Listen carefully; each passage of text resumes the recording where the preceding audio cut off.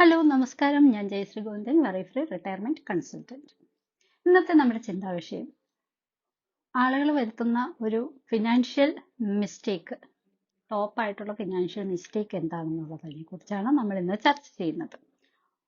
ഒരു 20 വയസ്സോളം ഒക്കെ ആകുമ്പോഴാണ് പലരും ജോലിയിലേക്ക് പ്രവേശിക്കുന്നത്. കൂടുതൽ പഠിച്ചു പോകുന്നവർ അതിന് ശേഷമായിരിക്കാം. പക്ഷെ ഒരു ആവറേജ് ഏജ് എന്ന രീതിയിൽ ഒരു 20 വയസ്സോടുകൂടിയാണ് ജോലിയിലേക്ക് പ്രവേശിക്കുന്നത്. ഈ 20 വയസ്സിൽ തുടങ്ങി നമ്മൾ റിട്ടയർമെന്റ് പ്ലാൻ ചെയ്താലാണ് നമുക്ക് റിട്ടയർമെന്റ് ലൈഫിൽ നല്ല രീതിയിൽ ആഘോഷിക്കാനായിട്ട് സാധിക്കുള്ളൂ. പക്ഷെ ആളുകൾ ചെയ്യുന്ന ഒരു മിസ്റ്റേക്ക് എന്ന് പറഞ്ഞാൽ 20 വയസ്സാവുമ്പോൾ അവർക്ക് അവിടെ യാതൊരുവിധ സേവിങ്സിനും അവർ താല്പര്യം കാണിക്കാറില്ല. ഇൻവെസ്റ്റ്മെന്റ് ചെയ്യാനായിട്ട് അവർ അത് അവോയ്ഡ് ചെയ്യും.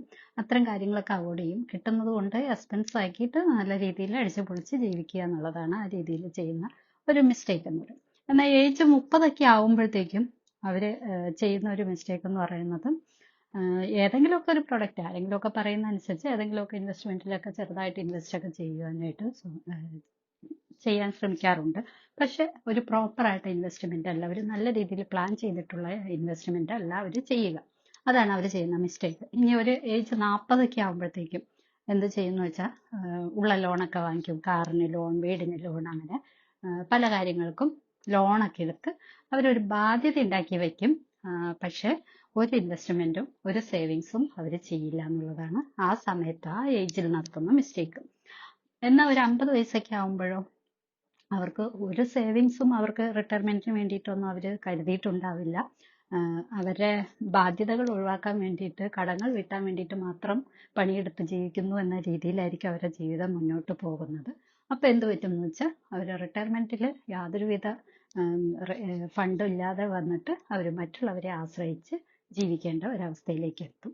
ഇതാണ് ഓരോ ഏജിലും ഓരോരുത്തർ ചെയ്തു വെക്കുന്ന മിസ്റ്റേക്കുകൾ, ടോപ്പ് ഫിനാൻഷ്യൽ മിസ്റ്റേക്സ് എന്ന് പറയാം.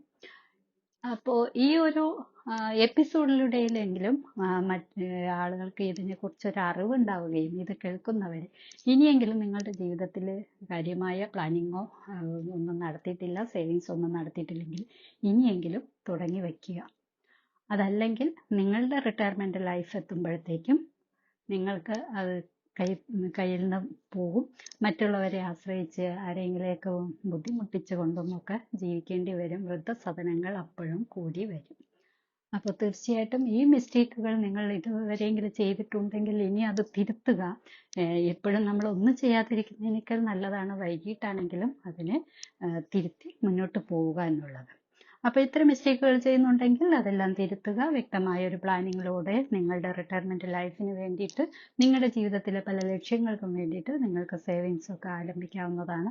അതിനുവേണ്ടി പ്ലാൻ ചെയ്യാനായിട്ടുള്ള ഗൈഡൻസിന് ഞങ്ങളെ കോൺടാക്ട് ചെയ്യാവുന്നതാണ്. ഈ എപ്പിസോഡ് നിങ്ങൾക്ക് ഇഷ്ടപ്പെട്ടുവെങ്കിൽ ലൈക്ക് ചെയ്യുക, കമന്റ് ചെയ്യുക, മറ്റുള്ളവർക്ക് ഷെയർ ചെയ്യുക. അടുത്തൊരു എപ്പിസോഡിൽ കാണും വരെ ടേക്ക് കെയർ, ബൈ ബൈ.